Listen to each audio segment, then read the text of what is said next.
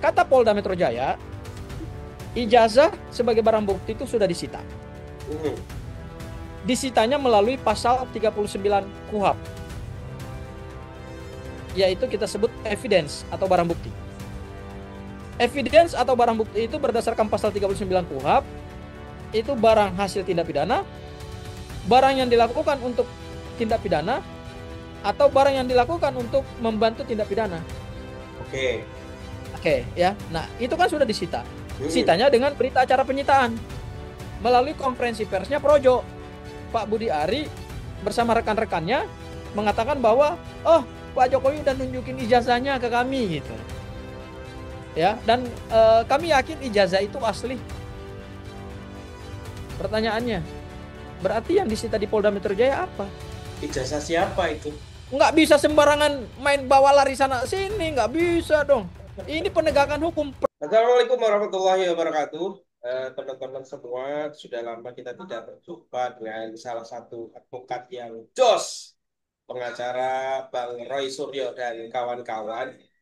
Mendengar update dari Polda Metro Jaya yang kemudian disampaikan Pak Ade Syam, yang update tentang kasus dugaan ijazah palsu Jokowi yang dilaporkan di Polda Metro Jaya sudah disampaikan kemarin, yang pada intinya adalah masih dalam tahap proses dan menurut pihak Polda itu harus dilakukan dengan berhati-hati. Tapi di sisi lain kita melihat beberapa waktu yang lalu kemarin Pak Budi Ari bersama Projo datang ke rumah Jokowi dan beliau menyampaikan kalau ditunjukkan ijazah Pak Jokowi di rumahnya. Nah, dalam polemik ini yang menarik adalah katanya ijazahnya Pak Jokowi sudah disita oleh Polda. Namun kok bisa sudah ada di tangan Pak Jokowi dan sudah ditunjukkan juga di Polda Metro Jaya. Nah, itu menarik untuk kita bahas dan untuk itu langsung saja kita akan berbincang dengan Bang Abdul Ghafur Sangaji. Assalamualaikum warahmatullahi wabarakatuh, Bang Abdul Ghafur. Waalaikumsalam warahmatullahi wabarakatuh, Mas Arief. Kita lama tidak Iya, jumpa ya. Meskipun Bang kita Abdul. tidak jumpa, kita tidak lama jumpa melalui Zoom, tapi kan kita selalu bertemu di Oke. kesempatan lain gitu. Cuma Iya, dengan Pak. pemirsa aja, dengan netizen kita baru ketemu lagi. Iya, Bang Abdul Ghafur sekarang sudah mulai dipanggil-panggil TV, jadi sudah mulai sibuk. Ya, Bang, gimana Bang tanggapannya, Bang? Ini banyak update seharusnya yang bisa kita sampaikan kepada masyarakat ini. Silakan, Bang Abdul Ghafur Ya, Sangaji. yang pertama saya ingin tegaskan ya terkait dengan status ijazah dulu nih. Oke, Karena kan polemik dalam beberapa tahun terakhir ini kan polemiknya kan adalah soal ijazah. yes. Dan ijazahnya ini kan bukan ijazah sembarangan ijazah.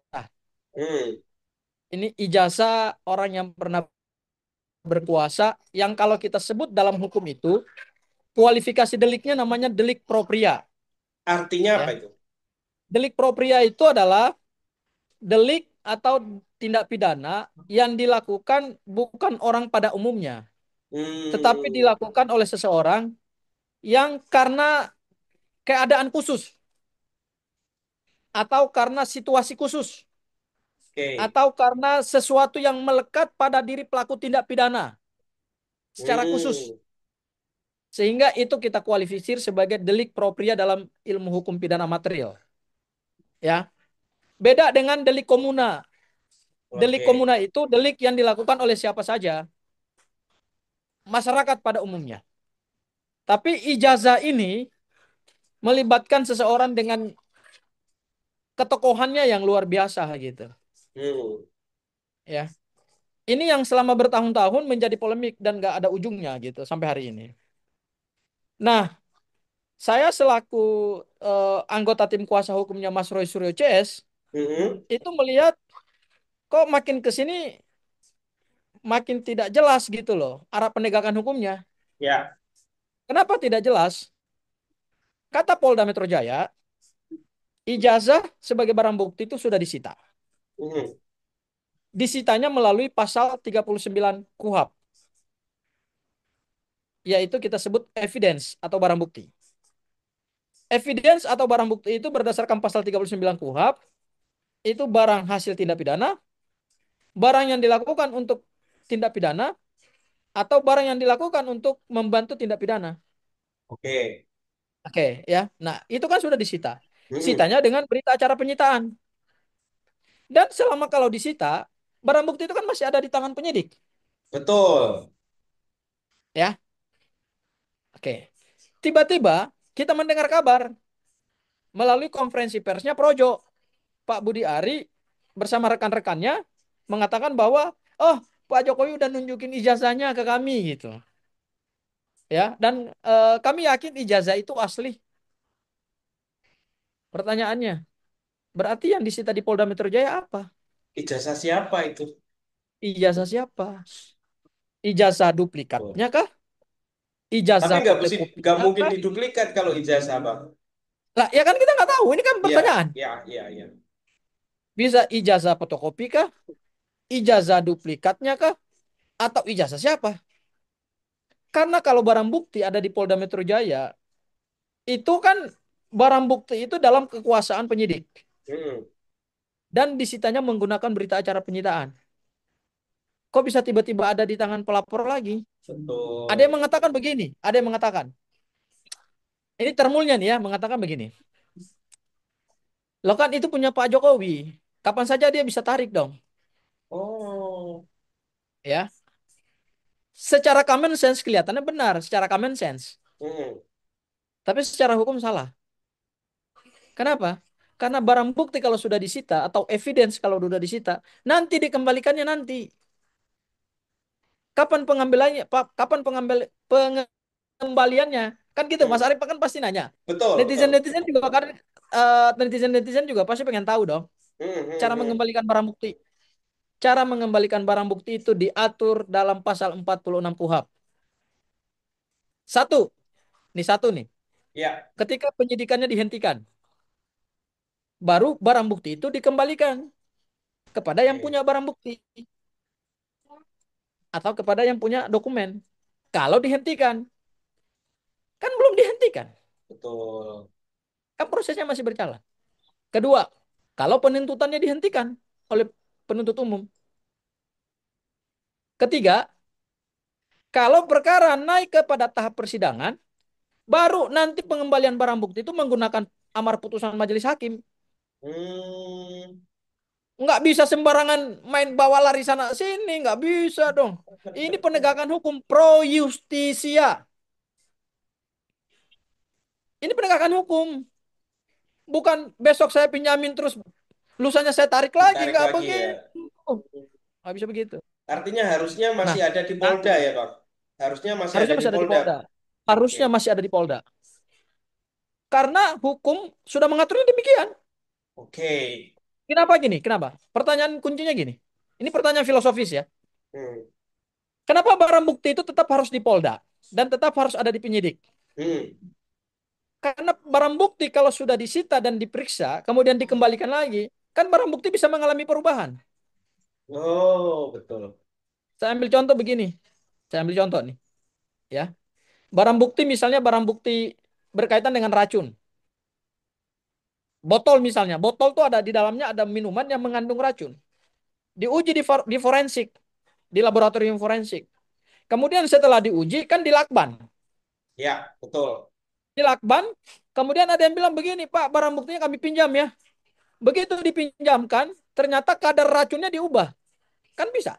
Bisa, betul. Bisa ditambahkan, bisa dikurangi. Atau bisa dihilangkan. Bisa diganti juga Terus ya, apa Bang? yang akan, pertanyaannya, terus apa yang akan dibukta di persidangan? Berubah kan materi hukumnya? Betul. Sama seperti ijazah. Kalau ijazah sudah disita, dikembalikan lagi kepada yang punya, kan kita nggak bisa menjamin lagi. Apakah ijazah yang hari ini dikembalikan dengan yang kemarin diperiksa dan kemudian akan dibuktikan di pengadilan itu sama apa enggak? Kita harus pakai asas praduga. Hmm. Asas praduga itu penting loh. Kan bisa saja dikembalikan, kemudian diubah. Kan bisa. Betul. Makanya, kenapa hukum mengatur bahwa barang bukti itu kalau sudah disita, harus tetap di tangan penyidik. Menjaga orisinalitas keaslian daripada barang bukti. Ini nggak main-main barang bukti soalnya. Hmm. Barang bukti itu nanti diuji di persidangan. Karena kita mencari kebenaran material. Jadi kalau ada netizen yang mengatakan bahwa ya kan itu hak-haknya Pak Jokowi aja. Ya kalau itu hak-haknya Pak Jokowi ya Pak Jokowi nggak usah lapor ke Polda gitu loh. Supaya barang bukti itu nggak disita atau ijazah itu nggak disita. Seperti itu Mas Arief. Oke, artinya secara hukum ini harusnya merupakan sesuatu yang tidak boleh ya. Ijazah lagi barang bukti itu seenaknya bisa berpindah tangan. Apalagi ini berpindah tangan dan ditunjukkan dan itu sudah melalui pengakuan. Nah, kalau demikian, kalau secara hukum seperti itu, apakah ada kemungkinan ya? Ini kan ada beberapa kemungkinan. Benar bahwa barang bukti itu dipinjam atau dikembalikan oleh Pak Jokowi dan ditunjukkan kepada Pak Budiari selaku Ketum Projo, atau ada kemungkinan yang kedua, yaitu kemungkinan yang kedua adalah berbohong. Jadi ada Oke. kemungkinan juga Ya, Bang Abdul Ghafur oke. Aku berbohong. jawab Nah, ya. Ini bagaimana bagus dengan nih kemungkinan pertanyaannya yang nih. kedua ini, Bang Abdul Oke. Ghafur? Kemungkinannya ada dua. Hmm. Pertama, barang bukti itu jangan-jangan nggak pernah disita Mm-mm. dan nggak pernah diperiksa Oke. di laboratorium forensik. Atau yang kedua, memang dipinjam pakai oleh penyidik kepada yang punya. Namanya Hmm. pinjam pakai barang bukti. Diatur kok di dalam Perkapolri. Tapi pertanyaannya gini, kalau pinjam pakai barang bukti, satu harus melalui surat permohonan. Yang kedua, dilihat juga jenis barang buktinya barang bukti yang mudah bergerak atau tidak bergerak. Dan apa kepentingan dari si pemilik barang bukti. Saya ambil contoh, misalnya motor. Ya, Mas Arif, motornya dicuri oleh seseorang. Kemudian polisi tangkap seseorang itu dengan motornya Mas Arif. Kemudian Mas Arif mengatakan kepada penyidik, Pak penyidik, ini motor saya pakai tiap hari untuk kerja. Boleh nggak saya Oke. pinjam dulu barang buktinya? Boleh, karena ada kebutuhan. Oke. Dan itu barangnya bergerak. Ya, tapi kalau satu dokumen ijazah, ya dipinjam pakai untuk apa kepentingan Pak Jokowi? Kan nggak ada kepentingan. Apa kepentingannya Pak Jokowi dengan barang bukti ijazah itu gitu loh? Biarkan saja tetap di Polda Metro Jaya. Kemudian nanti pada saat perkara naik ke tahap penyidikan, tahap penetapan tersangka, itu akan menjadi bagian daripada berkas perkara. Makanya jadi tanda tanya. Ini ijazah yang di Polda Metro Jaya nih, ijazah yang mana yang disita? Ijazah ini nggak pernah clear gitu loh. Jangan-jangan ijazah ini masih goib lagi. Gitu Mas Ari. Oke. Itu menarik ya. Soal polemik ini dan apakah perlu penjelasan ya dari pihak Polda khususnya soal ini karena kan kita tidak pernah mendengarkan bahkan surat penyitaan yang tadi disebutkan oleh Bang Abdul Ghafur sampai sejauh ini kita tidak pernah mendengarkan berita acara penyitaan itu. Nah, jadi apakah perlu itu kemudian disampaikan oleh pihak Polda agar Bang Abdul Ghafur sebagai kuasa hukumnya juga mengetahui kejelasan tersebut, Bang Abdul Ghafur. Silakan. Kami ini, kami ini waktu mendampingi, saya kebetulan yang mendampingi pemeriksaan Pak Rizal Fadila dan Bang Rismon ya. Kami udah menanyakan itu ke penyidik gitu. Hmm. Apakah betul-betul barang bukti ini sudah disita apa belum? Kata penyidik sudah. Lalu statusnya ada di mana? Statusnya ada di laboratorium forensik katanya. Terus ada nggak bukti penyitaannya? Berita acara penyitaannya. Ah, itu yang nggak mau Hmm. ditunjukkan. Ya kan? Jadi eh, kebutuhan kami ya, kebutuhan kami dari si tim kuasa hukum itu terhadap kejelasan barang bukti itu sangat penting. Ya, Kenapa Mas Arief? Kenapa Mas Arief barang bukti ini penting? Ingat, pasal yang dilaporkan itu betul pencemaran nama baik. Ada pencemaran nama baik, pengrusakan dokumen elektronik, penghasutan 310, 311 KUHP, 160 KUHP, 27A Undang-Undang ITE, kemudian pasal 32 dan pasal 35 Undang-Undang ITE. Itu kan pasal-pasal yang dilaporkan di Polda Metro Jaya. ya, Objeknya tentang ijazah. betul. Ijazahnya harus clear statusnya. Kenapa? Karena ini demi kepentingan pembuktian. Kalau ijazah itu tidak pernah clear, kita jangan lagi dong mengulangi kesalahan seperti dalam kasus Bambang Tri dan Gus Nur. Mereka dua orang itu dipidana dari mulai ditetapkan sebagai tersangka, terdakwa dan dipidana dengan menggunakan ijazah fotokopi. Apa mau seperti itu lagi? Polda Metro Jaya mau mengulangi lagi nggak kayak gitu? Menurut saya nggak boleh lagi. Apalagi kan Hmm, kasus ini sudah menjadi pusat perhatian nasional gitu loh. betul. Ini kan media rame-rame nih masih memberitakan isu soal ijazah Pak Jokowi ini. Jadi harus ada kejelasan terkait status barang bukti gitu. Dan ingat, ini adalah objek utama dalam perkara laporan Pak Jokowi ke Polda. Oke. Pencemaran nama baik berhubungan dengan ijazah. Nah, ini kan harus clear. Itu Mas Arif. Oke, jadi kalau berkaitan dengan itu, Bang Abdul Ghafur, ini kan objeknya yang menjadi barang bukti, yang barang bukti utama, ini kan soal ijazah. Dan ijazahnya spesifik, ijazahnya Pak Jokowi. Namun kalau kita perhatikan apa yang terjadi akhir-akhir ini, Bang Abdul Ghafur, yang terlibat dalam kasus ini, bahkan yang menjadi pelapor, itu ternyata bukan hanya Pak Jokowi, tapi banyak yang lain yang mengaku sebagai beradi bersatu misalnya, dan beberapa orang-orang yang menjadi simpatisan Pak Jokowi. Nah, apakah kemudian laporan dari mereka ini bisa kemudian dilanjutkan gitu menjadi tahap selanjutnya? Dan kalau kemudian mereka ini kan sebenarnya tidak ada kaitannya langsung dengan Pak Jokowi ya, baik secara kekeluargaan anaknya. Nah, apakah mereka ini juga bisa kemudian dikenakan, dilaporkan balik oleh para pihak terlapor dalam hari ini, misalnya Roy Suryo, Rismo, Dr. Tifa, dan kawan-kawan tersebut, Bang Abdul Ghafur, gimana? Ya, jadi gini, penetapan tersangka itu Mas Arif harus menggunakan dua alat bukti yang sah. Oke. Minimal terpenuhi dua alat bukti. Hmm. Ya, saat ini berdasarkan kemarin sudah disampaikan oleh Kepala Humas Polda Metro Jaya ya, itu sudah ada 100 lebih saksi yang diperiksa. Kemudian 28 ahli diperiksa. Kemudian sudah 500 barang bukti disita oleh Polda Metro Jaya. Ya, jadi alat bukti yang diperiksa di Polda Metro Jaya itu menurut saya itu termasuk kasus yang luar biasa, pemeriksaan saksinya gitu. Termasuk yang paling banyak. Case ini termasuk paling banyak pemeriksaan saksinya. Ya, Hmm. 170 saksi diperiksa. Betul, Kalau saya nggak salah ya. pengakuannya. Ya, pengakuannya gitu ya 170. Ya, kita nggak tahu. Jangan-jangan berkembang jadi 200 saksi gitu. Betul. 28 ahli diperiksa, 500 barang bukti disita. Betul. Pertanyaannya, apakah perkara ini sudah terang? Hmm.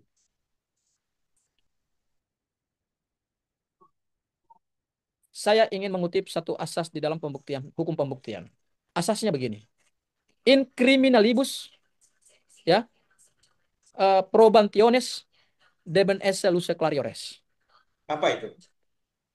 Asas itu mengatakan dalam urusan hukum pidana, apalagi dalam pembuktian hukum pidana, maka alat bukti yang diperiksa untuk menetapkan seseorang menjadi tersangka dan untuk menetapkan seseorang menjadi terpidana berdasarkan pembuktian dalam persidangan, maka alat buktinya harus lebih terang dari cahaya. Oke. Gak bisa main-main karena ini menyangkut nasib orang. Pertanyaan kita, sudahkah pemeriksaan alat bukti di Polda Metro Jaya itu sudah lebih terang dari cahaya? 170 saksi diperiksa, harus dihitung satu alat bukti. 28 ahli diperiksa, harus dihitung jadi satu alat bukti. 500 dokumen disita, dihitung satu alat bukti. Berarti kan sudah ada 3 alat bukti. Tiga alat bukti. Oke. Pertanyaannya, apakah 3 alat bukti ini, kan minimal 2. Ya. Minimal 2. Apakah dari bukti-bukti yang diperiksa itu sudah lebih terang dari cahaya? Hmm. Oke. Kalau Kalau menurut Bang Abdul Ghafur, 100, gini, cara konstruksi hukumnya ya. hmm, Kalau 100 saksi diperiksa, berdasarkan KUHP, Hmm. ya, berdasarkan KUHP, maka keterangan saksi-saksi itu harus bersesuaian satu dengan yang lain. Oke. Kalau saksi ini ngomong A, tapi Hmm. saksi ini ngomong bukan A, tapi ngomongnya B, Batal berarti itu. tidak ada persesuaian. Mau 100 orang saksi diperiksa, mau 200 orang diperiksa, yang harus dicari itu persesuaiannya. Oke.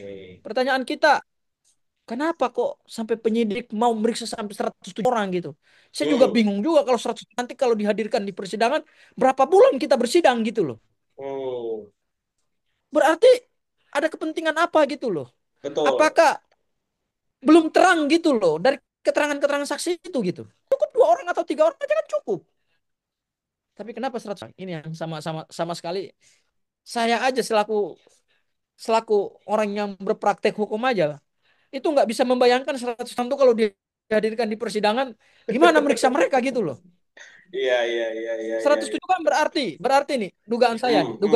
dugaan saya nih. Ya. Ada pihak dari dekanat, ada Dekanat itu pihak apa? dari rektorat. Oh, oh ini Dekanat itu maksudnya dekan Fakultas Kehutanan ya. UGM-nya ya. Ya, ada kemudian dari rektor, entah wakil rektor atau rektornya sendiri yang diperiksa. Ada mungkin juga dari teman kuliahnya, Ya. ada mungkin juga dari teman mainnya. Kalau kategorinya seperti itu, ya 10-20 orang kan cukup, 30 orang kan cukup gitu loh. Saya bisa menebak kenapa? Jangan-jangan di antara saksi-saksi itu ada saksi-saksi yang keterangannya belum meyakinkan gitu loh. Hmm. Karena yang dicarikan persesuaian. Kalau ada keterangan yang tidak ada persesuaiannya, berarti apa? Berarti tidak menimbulkan keyakinan. Itu yang pertama. Yang kedua, 28 ahli diperiksa. Kalau 28 ahli diperiksa itu pendapat keahliannya beda-beda, nah itu repot lagi itu. Menurut menurut pakar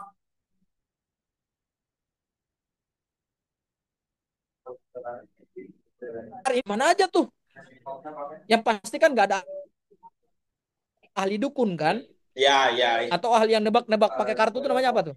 Ya, yang Kartu pasti kan tarot nggak ada itu itu ya. kan? Atau ahli sulap kan nggak diperiksa kan itu? Pakai kartu-kartu yang katanya Mas Roy suruh CS akan segera ditetapkan sebagai tersangka. Ah, itu nggak bisa dipercaya. Ah, ya. Itu itu itu itu namanya peramal bukan ahli. Oke. Ya, 28 ahli diperiksa. Oke, pertanyaan kita ahli siapa aja yang diperiksa? Nah, kalau keterangan mereka tidak berbeda-beda keahliannya berbeda-beda kan itu juga menimbulkan keraguan. Betul. Makanya penyidik hati-hati. Makanya penyidik hati-hati. 500 barang bukti disita. Kalau 500 barang bukti disita, tapi satu barang bukti kunci yaitu kita sebut ijazah belum clear, berarti apa arti 500 barang bukti itu yang disita oleh Polda itu? Yang dibutuhkan itu kan adalah satu dokumen penting yaitu ijazah Pak Jokowi. Itu kunci barang bukti kunci gitu loh.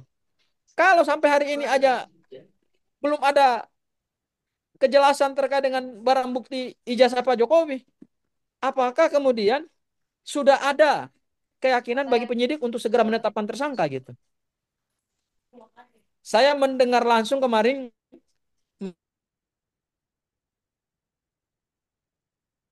melalui Jaya bahwa mereka sangat hati-hati. Memang mereka harus hati-hati. Kenapa mereka harus hati-hati? Karena mereka harus mencari persesuaian alat bukti.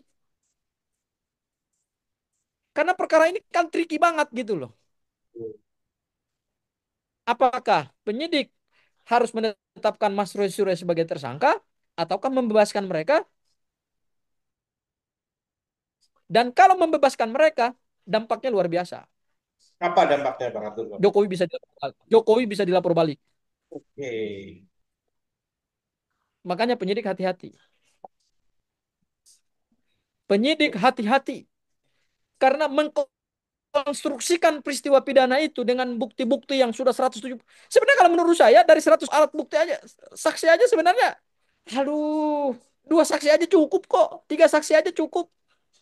Jadi kunci dalam menetapkan tersangka itu adalah bukan jumlah saksinya yang penting, bukan jumlah ahlinya yang penting, bukan jumlah barang buktinya yang penting, tetapi persesuaian dari keterangan-keterangan. Dua saksi aja cukup. Oke. Yang penting keterangan mereka bersesuaian. Satu ahli aja cukup. Yang penting keterangannya bersesuaian dengan keterangan saksi-saksi. Satu dua barang bukti aja cukup. Yang penting barang bukti dengan keterangan saksi, keterangan ahli bersesuaian. Itu yang menentukan dalam menentukan seseorang jadi tersangka. Jadi bukan banyakkan bukti-bukti gitu loh. Berarti penyidik belum yakin terhadap kasus ini. Kuncinya di Oke. situ. Oke. Kalau begitu Bang Abdul Ghafur ya, ini kan dikatakan berhati-hati dan sudah ada keterangan resmi ya dari Polda Metro Jaya. Nah, bagaimana dengan kasus yang lain yang ini juga soal ijazah juga tapi di Bareskrim Mabes Polri, Bang Abdul Ghafur. Yang tentunya ini juga menjadi pertanyaan publik karena kita belum mendapatkan update-nya dari sana. Gimana tuh? Sekaligus Jadi penutup begini, Bang Abdul Ghafur nih ya. ya. Jadi begini. Menurut saya yang di Polda Metro, yang di Mabes Polri itu harus dibuka kembali. Oke. Kenapa? Karena penghentian penyelidikan itu secara kepastian hukum kan tidak mempunyai kepastian.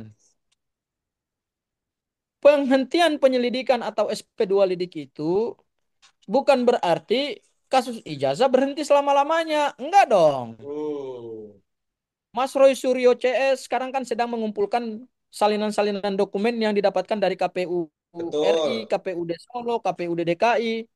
Itu yang harusnya disampaikan dan penyelidikannya harus dibuka kembali. Kenapa penyelidikan dibuka kembali? Karena sudah muncul bukti-bukti baru. Bukti-bukti baru yang didapatkan oleh pelapor. Itu satu Hmm, hal. Hal yang kedua, menurut saya penyidik Mabes Polri juga melakukan pelanggaran hukum dengan menghentikan perkaranya TPUA yang pelapornya TPUA itu dengan hasil analisa laboratorium forensik. hmm. Kenapa pelanggaran hukumnya? Karena penghentian penyelidikan digunakan salah satu sumber utamanya adalah menggunakan salah satu sumber utamanya adalah laboratorium forensik. Laboratorium forensik itu berdasarkan peraturan Kapolri hanya bisa digunakan pada tahap penyidikan. Oke. Jadi belum saatnya Mabes Polri menggunakan instrumen laboratorium forensik, tetapi pada tahap penyelidikan barang itu sudah digunakan. Hmm, Itu namanya cacat hukum, unprocedural. Apalagi penggunaan laboratorium forensik itu kan sumber datanya itu kan barang harus disita melalui namanya penyitaan. Penyitaan itu berdasarkan KUHP adalah bagian dari upaya paksa. oke. Dan upaya paksa itu hanya bisa dilakukan di tahap penyidikan. Artinya, apa yang dilakukan oleh Mabes Polri itu prematur, melampaui batas kewenangan. Harusnya penyidik naikin dulu ke tahap penyidikan seperti yang di Polda Metro Jaya, baru Hmm, diuji di laboratorium forensik. Bukan ujinya pakai ujinya bukan di tahap penyelidikan. Tapi kan ada yang mengatakan begini. Ini pengacara termulnya, pengacara Jokowi lah mengatakan begini. iya, iya, iya. Ya sama seperti mayat. Mayat kemudian kalau diperiksa, Hmm, mati apa karena racun apa enggak, kemudian diuji di laboratorium, keluar dong hasil laboratoriumnya, laboratorium forensiknya. Itu bukan bukan bukan yang dimaksud di dalam KUHP seperti penyitaan. Itu baru penggunaan ahli, ahli dokter forensik. Boleh ahli dokter forensik nanti dia dapat berdasarkan apa yang dia teliti di laboratorium. Keluarnya pendapat ahli, bukan hasil laboratorium. oke, betul. Dan itu boleh, itu bagian dari proses penyelidikan. Penyidikan kan boleh menggunakan ahli, sampai penuntutan juga boleh menggunakan ahli. Hmm, Tapi pertanyaan kita, kenapa ijazah Pak Jokowi itu buru-buru menggunakan instrumen laboratorium forensik. Tahu nggak kenapa? Rahasianya tahu Kenapa, nggak Bang? kenapa? Karena penyidik ingin menghentikan cepat-cepat perkara itu. Kalau dia naikkan ke tahap penyidikan, bisa digugat melalui pra peradilan. Jadi ijazah Pak Jokowi itu dikunci di tahap yang sebetulnya tidak di tahap itu. Dikunci di situ. Begitu dikunci di tahap penyelidikan, pelapor nggak bisa ngapa-ngapain. Meskipun itu cacat prosedural, apa yang bisa dilakukan pelapor?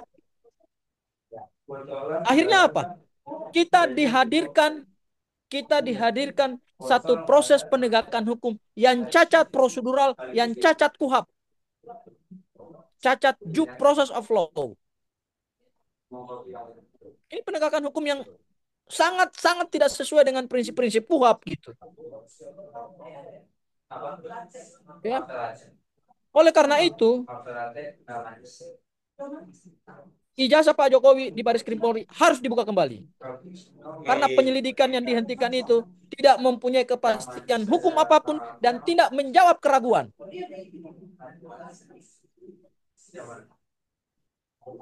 Ayo, Oke. Mas Arief. Baik, terima kasih, Bang. Apalagi satu lagi, Oke, oke, silakan. apalagi kalau perkara di Polda Metro Jaya dihentikan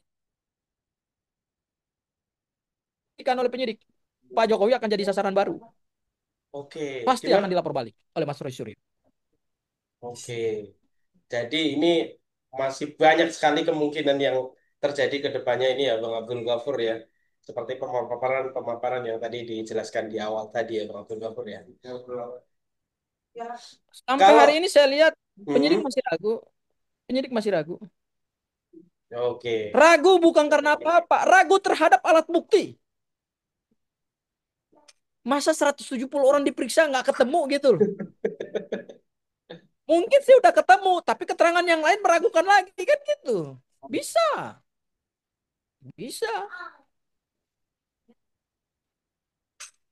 Ya, ya, ya, ya. Dan satu lagi, berarti Polda Metro Jaya memegang teguh salah satu asas di dalam hukum pembuktian, yaitu in criminalibus probationes deben esse luce clariores. Itu yang tidak dipahami oleh Termul. Makanya desak supaya penetapan tersangka. Ternyata penyidik Polda Metro Jaya sangat berhati-hati karena memegang asas itu. Perkara pidana, alat buktinya harus lebih terang dari cahaya. Oke, baik. Terima kasih, Bang Abdul Ghafur, atas Oke, waktunya thank you Mas malam Arif. hari ini. Mudah-mudahan ini memberikan pencerahan baru ya terhadap masyarakat setelah mendengarkan pernyataan dari Pak Ade kemarin yang menjelaskan tentang kehati-hatiannya dalam menerangkan dugaan kasus ijazah Pak Jokowi ini. Terima kasih yang sudah menonton. Wassalamualaikum warahmatullahi wabarakatuh.